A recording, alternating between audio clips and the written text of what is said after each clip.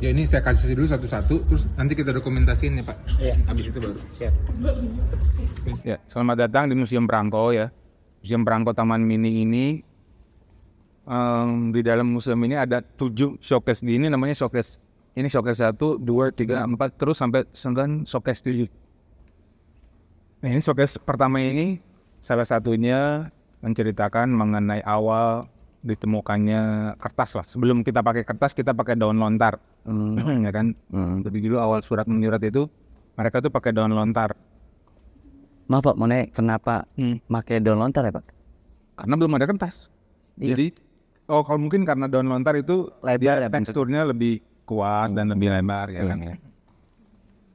Dan ini apa ya? Ini contoh-contoh perangko kartu pos yang dulu masih lebar-lebar itu kan.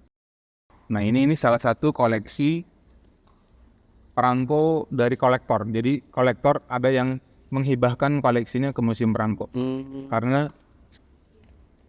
mereka punya koleksi, tapi anak-anaknya nggak bisa ngelanjutin. Daripada mereka sayang gitu kan, barangnya itu jadi nanti sia-sia, hilang atau gimana. Dititipkan. Mereka titipkan ke sini. Ini salah satu koleksinya. Sebetulnya ada lain-lain lagi yang dititipkan di sini, cuman kita nggak pajang semua. Oh nggak cuman ini aja berarti ya Pak? Banyak, ada Iya. beberapa. Jadi ada beberapa memang agak susah sih kan, misalkan orang tuanya punya koleksi, anak-anaknya nggak tertarik sama sekali, dijelasin juga mereka nggak tertarik. Karena kan kalau barang ini ada di rumah, ya kan? Tercecer Pak ngerinya. Iya benar-benar. Jadi sana. Iya.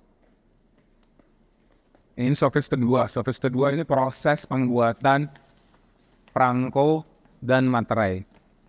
Jadi sebelum jadi perangko itu didesain dulu, misalkan hari ini temanya apa nih? Temanya misalkan kemarin nih ASEAN ya kan, atau KTT G20 Ya. atau apalah, pokoknya temanya didesain dulu, digambar, nanti dari beberapa gambar diajukan kalau kita nih di kementerian biasanya. Setelah disetujui baru naik cetak. Oh iya. Nah, cetaknya itu di mana? Di Peruri. Oh iya. Jadi cetak perangko materai itu di Peruri, sama dengan nyetak uang. Karena kertas yang dipakai untuk perangko itu sama dengan kertas uang, kertas berharga. Iya. Jadi nggak bisa ada kita cari di toko buku itu. Perangko dan materai setara dengan uang kertasnya. Jadi security. Jenis kertasnya itu ya Pak? Iya, security printing. Oh. Ini sekilas prosesnya kayak gini. Ada pertama kali perangko ditemukan dibuat tahun 1800. Jadi tahun 1800, 1900 terus Bergenerasi dan beda-beda ya Pak? Iya. Jadi nilai materialnya nilai jualnya udah bukan cuma puluhan atau ratusan juta, tapi udah miliaran. Orang-orang masih ada kirim surat, tapi sampai sekarang itu masih terbit. Setiap bulan masih ada terus. Kayak besoknya nanti misalkan ada Coldplay, kita terbitin Coldplay. Terus kayak Argentina, Indonesia, kita bisa bikin itu. Jadi berdasarkan eventnya Yang lagi ada yang berkembang sih. kita masukin dalam perang. Bahkan sekarang aku udah tahu kalau foto kamu nih bisa jadi perangko. Mau nanya Pak, ini untuk pos udara itu maksudnya gimana Pak ya? Pos udara itu maksudnya jadi dikirim lewat udara. Jadi berbeda-beda itu pas setiap perangko. Yang di darat, udara. Tapi ini di era perang kemerdekaan dong ya Pak? Iya. Jadi ini berdasarkan eranya itu. Ini ada salah satu hasil karyanya komunitas filateli kreatif. Filateli Jadi itu. kayak kamu nih misalkan, kayak kamu nih terkumpul dalam komunitas. Kayak Itu namanya mereka nyebutnya komunitas filateli kreatif. Itu memang kebanyakan anggotanya itu anak-anak sekolah, SMA, kuliah, bahkan ada yang udah berkeluarga, udah ada campur di situ. Nah ini mereka bikin ini terus ditempelin perangko asli. Ini perangko asli. Boleh dipegang nih Pak? Boleh pegang. 10.000 keping jumlah perangkonya. Kalau dinilai berapa? Ini satu keping ini berapa? 500. 300 ada ya. 300. Jadi kali 10.000. 300, 900 gitu. 300 itu harganya Pak? Iya, satu keping ini harganya Rupiah? rupiah. Kali berapa ribu keping ini? Filateli itu kolektor perangko. Yang ngumpulin perangko itu disebutnya filateli. Tuh. Keempat masih seputar tahun 1900. 45. Iya, 45, sedangkan 86, 99. Jadi mereka dibuat berdasarkan tema. Kan ada PON, ya kan ada PON keberapa. Ada Olimpiade. Olimpiade pun ada ya Pak? Ada PMI, hari jadi PMI, terus hari jadi Pramuka, hari jadi tiap provinsi pun juga bisa. Itu tujuannya seperti itu untuk perayaan atau? Iya, salah satunya Oh, itu. salah satunya untuk perayaan. Jadi mengenang atau mengabadikan momen di dalam perangko. Oh, Supaya nanti masih bisa ya kan dikenang dalam bentuk perangko lah. Dan kelima ini temanya kan pariwisata, kebudayaan, Iya. flora, fauna. Jadi perangko itu kan yang kita tahu kan cuman apa? Ya, memang sih selama ini kan gambarnya ya tumbuhan ya kan, binatang, pemandangan, pariwisata. Jadi momen-momen itu bisa kita tuangkan dalam bentuk perangko. Nah, itu biasanya diburu sama para kolektor. Jadi mereka tahu nih perangko mana yang kira-kira akan jadi booming. Dan ada komunitas juga, komunitas post-processing namanya. Itu komunitas perangko seluruh dunia. Jadi bukan cuma di Indonesia, tapi seluruh dunia. Jadi kita bisa berkirim surat ke komunitas itu, mereka akan kirim kita balik.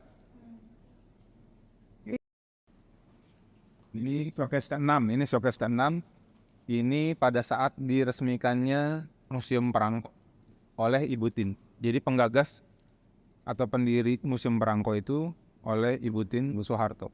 itu tahun? Tahun 83. Oh, tahun 83. Ya berarti waktu dia 98, waktu ada kejadian kerusuhan itu, kerusuhan besar itu di Jakarta. Oh, ini event olahraganya ya Pak ya? Ya ini. Jadi olahraga mulai dari PON, SEA Games, Asian Games, Olimpiade, Thomas Cup, Uber Cup, semua diabadikan dalam bentuk perangko. Itu perangko. Tiap olahraga gitu. Nanti saya kasih lihat bentuk-bentuk perangko bukan cuma sekecil ini, tapi itu salah satunya itu. Itu kan juga bentuk perangko yang katanya yang kamu tahu kan kecil gini kan. Itu kan tapi kan dia lebar selebar itu. Ini sih tapi tahun 1979. Iya. Thomas Cup. Showcase 7 ini tematik, jadi ini showcase ini disiapkan untuk misalkan pada saat kita ada momen-momen tertentu, nah ini kita yang bisa di custom. Oh, cuman Jadi bisa gue ganti. ini aja Pak. Nah, showcase 7 ini bisa diganti kontennya. Kayak sio ayam. Ya ini kan kebetulan terakhir kemarin itu kita ada Imlek. Imlek ya kan. Ini ada sio, ada macam-macam sio. Ini ada TV kota-kota. Ini contoh TV tabung. Radio jadul. Terus ini kan mesin tik. Zaman-zaman. Mesin tik. Kamu ngalamin mesin tik ya? Enggak. Pakai mesin tik? Ibunya dulu. Enggak. Iya mesin tik.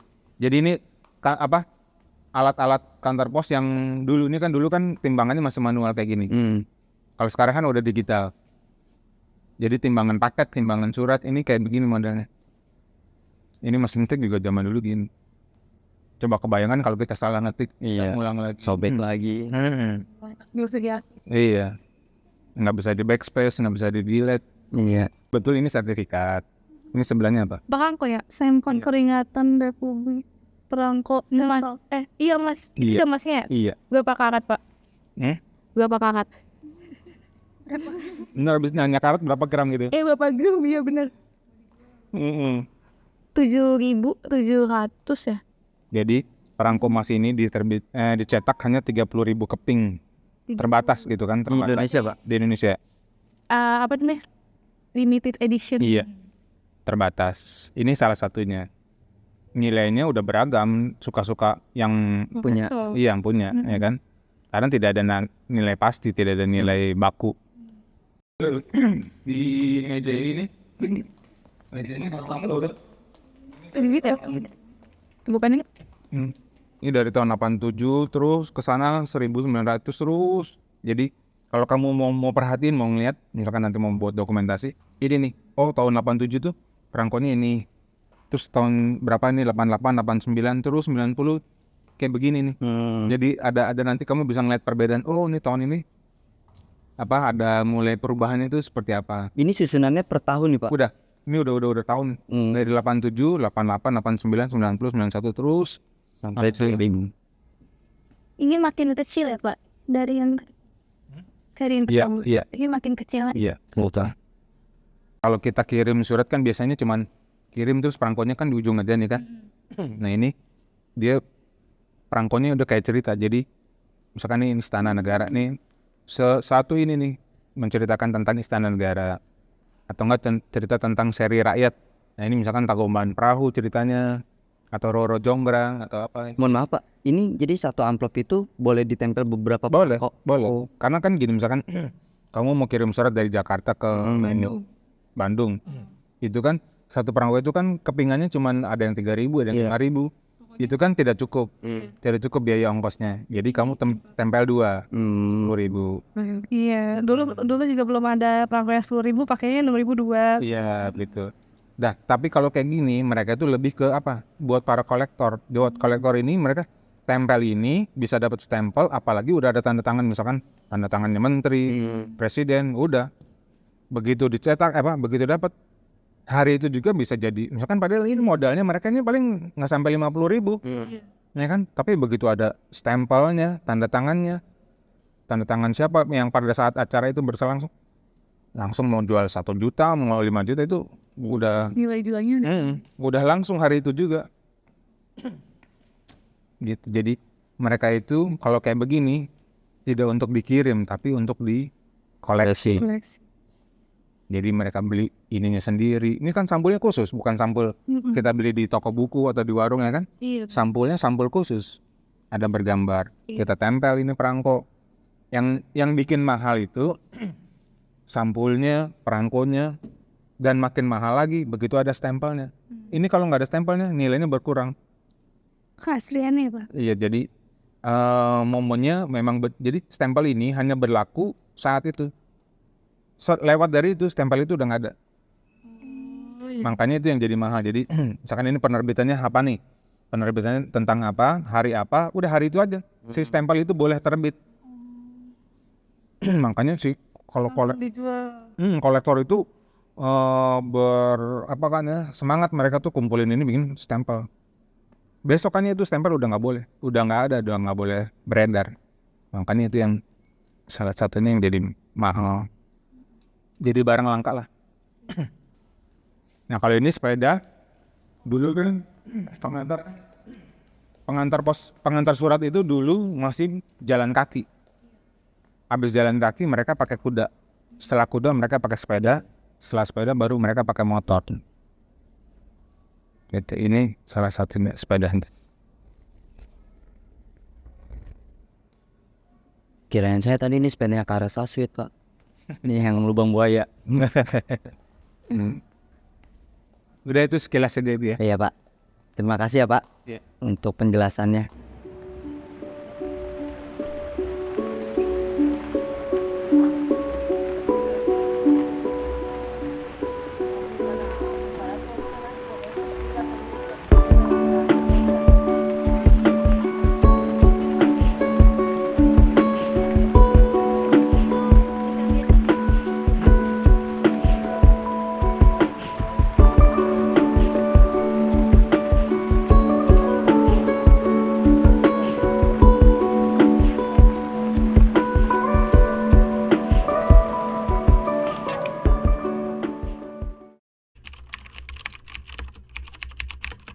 Warahmatullahi wabarakatuh. Waalaikumsalam warahmatullahi wabarakatuh. Ibu, perkenalkan saya dari Universitas Dina Prasta PGRI Jakarta Timur. Sekarang saya mau izin wawancara sebentar Ibu ya. Iya. Ibunya dari mana ya Bu? Kita dari Bojonggede. Oh, Bojonggede. Ibu ini guru Ya, lagi TK. lagi ini juga ya Bu di sini ya? Lagi PGRI IGTK PGRI Kabupaten Bogor. Oh iya. Oh, kami lagi dikasih tugas aja sih Bu. Jadi kayak gini. eh, Apa nih yang Ibu ketahui tentang perangko nih Bu? Iya. Tentang perangko kita biasanya dulu ya, tapi Iya. sekarang kan sudah tidak lagi ya, kayak Yang udah menurut Ibu ketahui aja perangko itu. perangko itu untuk mengirim surat. Biasanya kita juga anak TK kirim surat terus kasih perangko gitu. Cara menempelnya bagaimana. Terus kita pernah ke kantor pos juga ya Bu ya, Oh, ya. di Cibinong. Oh, Ya. toko yang di Cibi. Iya. Gitu. Nah, kalau yang apa sih ini yang Ibu ketahui dari fungsi perangko yang tadi Ibu jelasin ya Bu ya, yang fungsi perangko itu ya Ya, untuk mengirim salah ya Bu ya. satu untuk mengirim surat itu kan harus pakai perangko ya, agar surat kita itu sampai ke yang kita tuju. Nah, itu. Ya. Ya, menurut Ibu nih perangko masih digunakan atau tidak nih Bu di zaman sekarang nih Bu? Ya, udah zaman milenial ya Bu ya. Iya betul. Menurut Ibu bagaimana nih Bu?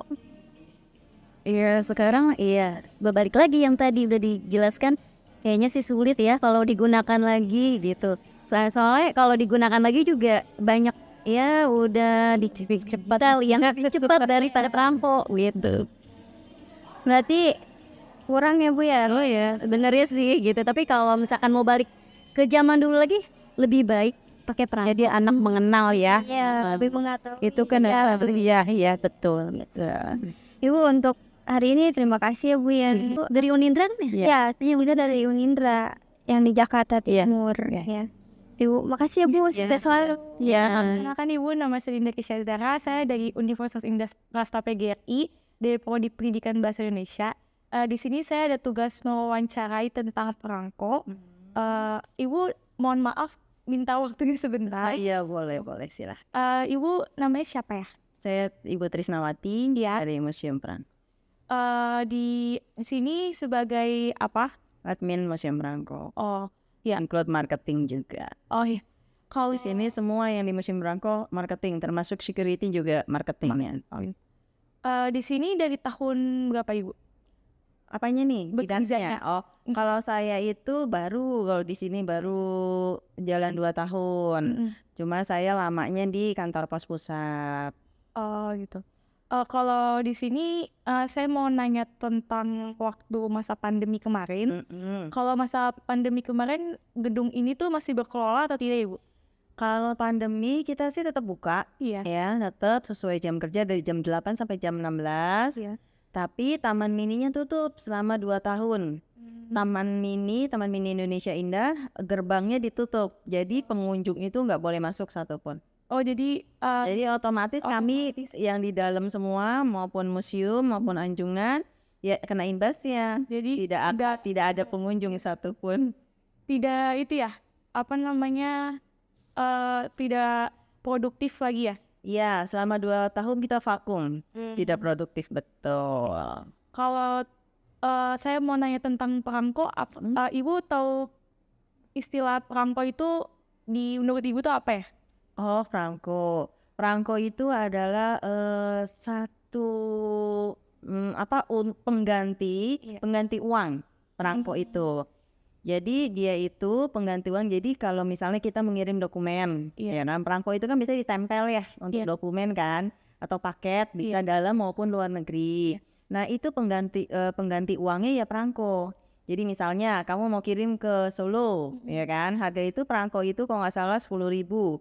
Nah jadi kamu bayar ke kantor pos 10.000, nanti diganti perangko sebagai alat tukarnya perangko. Di era Ibu misalnya masa muda itu Ibu masih memakai perangko? Masih banget. Perangko yang sering dipakai tuh apa? Zaman Ibu zaman apa ya, dari SD ya, dari SD SMP masih perangko yang dipakai. Belum ada, dulu itu handphone belum kayak sekarang ya, masih telepon rumah kan. Nah itu kita kalau surat-suratan sama teman, saudara, sanak keluarga itu pasti pakai perangko. Berarti alat komunikasinya masih memakai. Jadi sebagai alat komunikasi yang menggantikan uang. Iya. Sarana komunikasi ya. Kalau di zaman sekarang Ibu masih mengoleksi perangko atau tidak? Masih. Karena kan saya juga koleksi juga. Kita masih karena perangko itu terus dicetak, diterbitkan. Setahun bisa 6 sampai 7 kali diterbitkan perangko-perangko baru. Ini kayak event kemarin apa namanya? PON ya kan, SEA Games ya. Terus acara G20 itu kita nerbitin perangko-perangko baru. Jadi masih mengoleksi ya Bu ya? Masih. Kalau untuk mengirim suratnya apakah Ibu masih memakai perangko untuk ke kantor pos? Iya. Kalau sekarang mungkin kalau perangko sudah jarang digunakan. Kalau untuk kita berkirim surat, kecuali kita misalnya mau kirim kartu lebaran biasanya. Kartu lebaran saat ini udah kembali lagi ya dengan WA, kayaknya nggak unik banget ya. Dengan kartu lebaran kita bisa lihat lucunya kartu lebarannya, uniknya kartu lebaran, ada kata-katanya ya kan. Terus gambar-gambarnya juga di kartu. Terus perangkonya pun unik gitu, bisa foto kita sendiri gitu. Oh, bisa. Perangko Prisma, betul. Iya. Oke Bu, terima kasih ya Bu atas waktunya. Oke, siap. Itu mengganggu ya. Terima kasih ya Bu. Iya, sama-sama. Iya. Perkenalkan, saya Sasfi Oliana Putri dari Universitas Uninda dari program studi Bahasa Indonesia. Iya. Mohon maaf sebelumnya Pak, saya di sini ingin meminta waktu Bapak untuk mewawancarai. Saya boleh bertanya dengan Bapak siapa di sini? Dengan Pak Masuri. Pak Marsuri. Saya boleh bertanya Pak Marsuri sudah berapa lama di sini? Saya di sini kurang lebih 3 tahun. 3 tahun ya Pak. Bapak di sini bertugas sebagai apa? Saya ditunjuk sebagai kepala musim perangko. Kepala musim perangko. Kalau boleh saya tahu tentang perangko ini apa ya Pak? Perangko itu sebetulnya sebagai alat bayar dari kita berkirim surat atau kartu pos. Jadi kalau kita berkirim surat atau kartu pos, kita bayarnya menggunakan perangko sesuai dengan jarak tempuh si alamat penerima. Untuk Bapak mengalami perangko ini apa tidak ya? Saya sempat ngalamin. Sempat yang namanya kirim surat pakai perangko, ya kan, kirim kartu pos, kartu lebaran. Untuk saat ini masih untuk dipakai ya Pak? Masih. Apakah Bapak mengoleksi perangko tersebut? Beberapa. Perangko itu dari masa lampau atau apa Bapak mengoreksinya? Saya sejak saya masuk sih tahu ada tahun 95. Sampai sekarang masih ada Pak? Masa? Ya udah Pak, makasih ya atas wawancaranya. Mohon maaf kalau saya ada salah kata. Wassalamualaikum warahmatullahi wabarakatuh.